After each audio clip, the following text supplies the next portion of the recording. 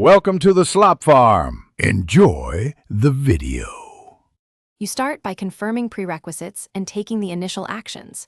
Make sure your PC has Bluetooth and Wi-Fi on, and install Samsung's Quick Share or SmartThings app from the Microsoft Store.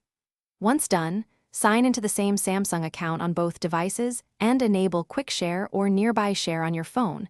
This creates the secure handoff channel.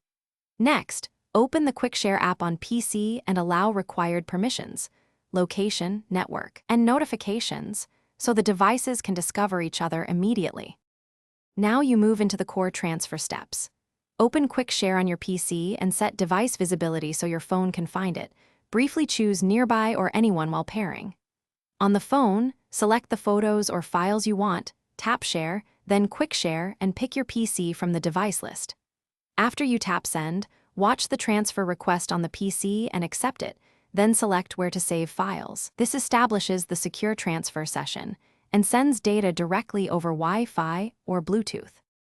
Finish by confirming files are saved in your chosen folder and optionally enable auto except for trusted devices to speed future transfers. If something goes wrong, first toggle Wi-Fi and Bluetooth on both devices and restart the Quick Share or SmartThings app. Make sure both devices are on the same network and signed into the same Samsung account. If problems persist, repair the devices, check Windows Firewall and app permissions, and use Quick Share diagnostics to inspect connection logs and permit. Thanks for watching. Consider subscribing if we helped you today.